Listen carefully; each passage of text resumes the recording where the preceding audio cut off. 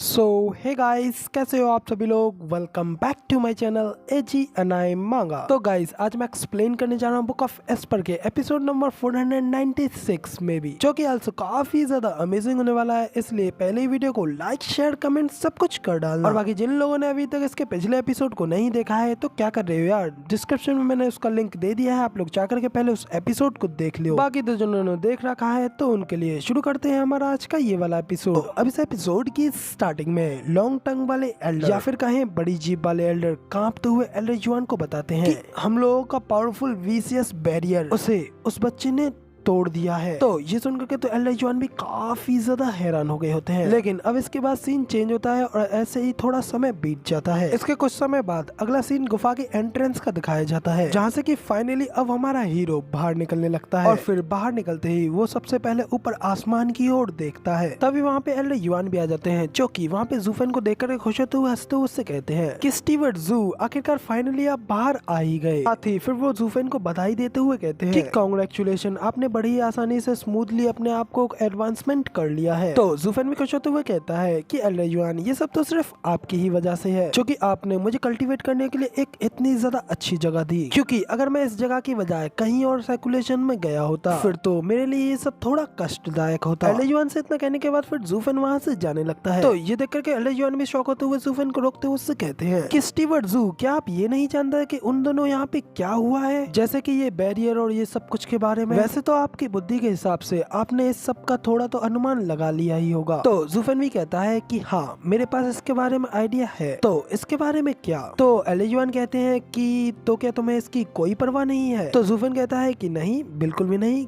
क्या मुझे ये करना चाहिए? तो एल्डर जुआन भी हंसते हुए जूफेन से कहते हैं, ओहो, यहाँ मुझे तो लगा कि आप सबसे पहले मुझसे इस सब के बारे में ही पूछेंगे और इस सब के लिए मुझे ही डांटेंगे। यहाँ तक कि मैंने तो इस सब के लिए आपको बताने के लिए एक बहाना भी तैयार कर लिया था, लेकिन अब क्योंकि वो सारा काम अब बिल्कुल ही बेकार हो गया, मैंने तो फालतू में ही इस सब की मेहनत की। तो एल्डर जुआन की ये सारी बातें सुनने के बाद तो जूफेन भी हंसते हुए उनसे कहता है कि मैंने भी बिल्कुल यही सोचा था कि अगर मुझे सच नहीं पता तो आपसे पूछने का क्या ही मतलब है। एल्डर जुआन, अगर हॉनेस्टली मैं सच कहूँ तो इस डीमन स्कैमिंग सेक्ट में मेरे आने का सबसे अच्छा फायदा यही हुआ कि मैं यहाँ पे आकर के आपसे मिल पाया और आपकी नेचर ऑफ वर्ल्ड को समझने की सूझबूझ और आपके साथ इन विचारों के ऊपर बैठ करके चर्चा करके मेरी आंखें इतनी ज्यादा खुल गई जो कि आज तक मेरी पूरी जिंदगी में नहीं खुली। तो अब जूफेन की ये बातें सुन करके तो एल्डर जुआन भी हैरानी से जूफेन को ही देख रहे होते हैं। तो जूफेन हंसते हुए आगे उनसे कहता है कि स्पेशली तौर पे तो ह्यूमन रियल्म की 4 बातों के बारे में। तो एल्डर जुआन भी फिर जूफेन से पूछते हैं कि ओ, आखिर कौन सी 4 बातें? ये सुन तो जूफेन हल्की से स्माइल करते ऊपर आसमान की ओर देखने लगता है और फिर एल्डर जुआन को उन 4 बातों के बारे में बताते हुए कहता है कि पहला तो इग्नोरेंस, बिना किसी लक्ष्य के एमलेस घूमना, और दूसरा अपने लिए जागरूक होना, ना कि अपनी जगह के लिए, क्योंकि गलत तरीके से मिसप्लेस और ओवर कॉन्फिडेंस ही प्राप्त होता है। तीसरा, खुद को और अपनी जगह को जानना है, क्योंकि शांति के लिए सब कुछ कर गुजर जाने की वजह से उस जगह को तो शांति मिल जाएगी, मगर लेकिन खुद का दिल हमेशा एक दर्द से भरा रहेगा। और चौथा, अपने रास्ते, अपने कारण को जानना, अपनी आंखें खोलना और अपने भीतर के कोहरे को साफ करना। एल्डर जुआन, मैं अभी भी उनमें से तीसरे रिल्म में अटका हुआ हूँ। मैं एक तेज नजर लेकिन एक हैवी हार्ट से दबा हुआ हूँ। मैंने इस पूरी दुनिया का बोझ अपने इन कंधों पर उठा रखा है। इसी वजह से मैं हमेशा से ही किसी भी गलत कदम रखने से डरता हूँ, इसीलिए खुद को रोके रखता हूँ। लेकिन अब जब मैं इस 4th रिल्म में आ गया हूँ तो फिर आप कौन है और मैं कहाँ से, इस सब का अब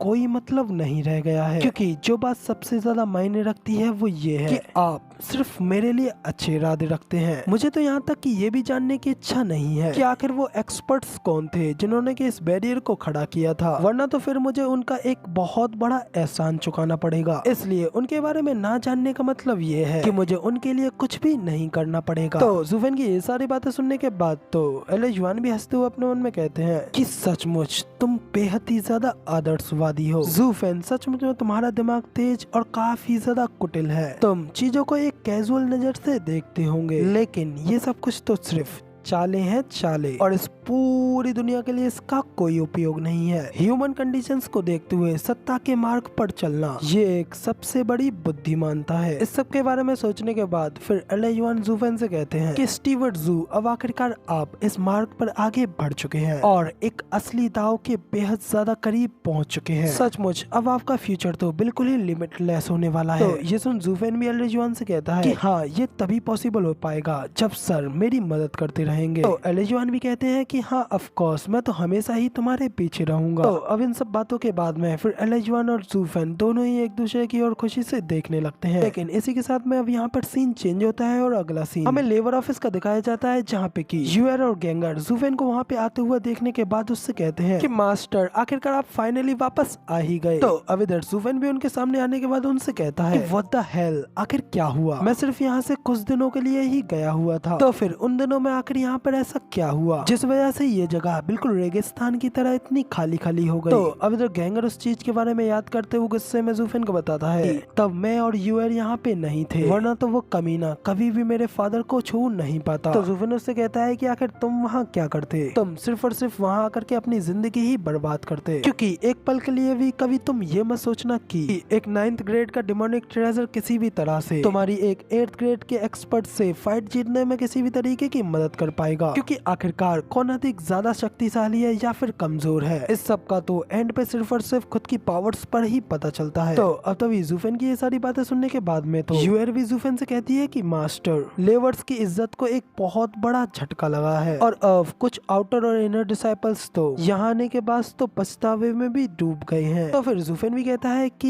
ये सब तो बिल्कुल नेचुरली है, इस तरह कुचले जाने के बाद तो उनमें आखिर उनसे मिलने की आगे हिम्मत भी कहां से होगी, तो जब तक कि वो अपनी दुश्मनी को सुलझा नहीं लेते। तुम दोनों मेरी बात सुनो, अपोलॉजी यानी कि माफी की दावत के लिए उन तीनों वेनरेबल्स को यहाँ पे इनवाइट करो। ज़ूफेन की ये बात सुनने के बाद तो यूएर और यूलिंग तो हैरान होते हुए ज़ूफेन से पूछते हैं कि माफी, मगर लेकिन किस लिए? तो ज़ूफेन उनसे कहता है कि क्या हमारे डिसाइपल्स ने उन्हें कड़ी चुनौती नहीं दी? तो बेशक हमारे पास पश्चाताप करने के लिए तो कुछ है ही, तो इसलिए अपनी ईमानदारी दिखाने के लिए मैं उन्हें वो डेमोनिक ट्रेजर्स भी दे दूंगा जो कि उन्होंने मुझसे मांगे थे, ताकि सभी लोग ये देख सकें कि आगे दोनों पक्ष बिल्कुल शांति में रहेंगे। और हाँ, लेबर ऑफिस के एल्डर्स और वेनेबल्स को भी वहाँ पे जरूर से आना चाहिए, वरना तो लेबर ऑफिस के लिए अलाइट स्पॉट्स कम रह जाएंगे। ज़ूफेन की ये सारी बातें सुनने के बाद तो गैंगर भी चिल्लाते हुए कहता है कि वो लोग यहाँ पे हमसे बुरी तरीके से फाइट करने के लिए आए, लेकिन बदले में अब हम यहाँ पर क्या कर रहे हैं? सिर्फ और सिर्फ उन्हें ड्रिंक के लिए इन्वाइट कर रहे हैं। हम लोग अब वो लेबर ऑफिस नहीं रहे जिन्हें कि वो पहले जाना करते थे, और अब सभी के सभी इनर डिसाइपल्स हमारे एडमिनिस्ट्रेशन की ओर ही देख रहे हैं। तो फिर आखिर हमें एक विक्टिम, एक पीरियड की तरह क्यों रहना चाहिए? तो गैंगर को इस तरीके से गुस्सा होता हुआ देख करके ज़ूफेन तो हंसते हुए एल्डेजुआन से कहता है, एल्डेजुआन देखो तो सही, इसके अंदर तो ह्यूमन नेचर की सेकंड रिल्म दिख रही है। वो सिर्फ और सिर्फ खुद को जानता है, मगर लेकिन इसके अलावा और कुछ भी नहीं, बिना किसी रीजन के। कितना ज्यादा एरोगेंट है ना? तो अब ज़ूफेन की ये सारी बातें सुनने के बाद तो गैंगर हैरानी से ज़ूफेन को ही देखने लगता है, मगर फिर तभी ज़ूफेन चिल्लाते हुए उन लोगों से कहता है कि आखिर तुम लोग अभी तक यहाँ पर किस लिए खड़े हो? जल्दी से भागो यहाँ से, मैं यहाँ का मैनेजर हूँ और तुम्हारा भी। ज़ूफेन से इस तरीके से चिल खाने के बाद तो वो दोनों भी जल्दी से वहाँ से भाग करके चले जाते हैं। इसके बाद एलेजुआन ज़ूफेन से कहते हैं कि स्टीवर्ट ज़ू,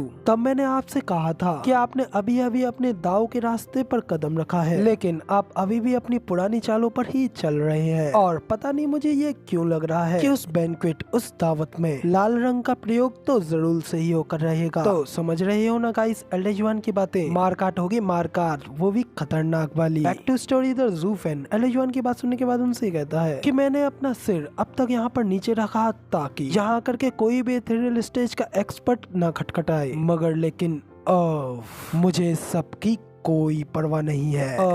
जो कोई भी मेरे सामने आकर के मुझसे टकराना चाहेगा वो अगले ही पल अपने आप को जमीन के नीचे 6 फुट पाएगा। और भाई ये सब कहते हुए ज़ूफेन क्या ही किलिंग इंटेंट को रिलीज कर रहा होता है। इंसेन भाई इंसेन। जो सब कुछ देख करके तो एल्डेजुआन भी अपने मन में कहते हैं, इसीलिए तो गुयू और ज़ूफेन दोनों ही बिल्कुल डिफरेंट हैं। एक आम से व्यक्ति और एक बेहद ही विशेष व्यक्ति के बीच का अंतर हम सिर्फ और सिर्फ उसके ऑरा को देखकर ही पता लगा सकते हैं। और फाइनली मैं तुम्हें इतना ज्यादा गुस्से में देख पा रहा हूँ, तो फिर इसका मतलब है कि तुम अभी भी किसी चीज की काफी ज्यादा परवाह करते हो।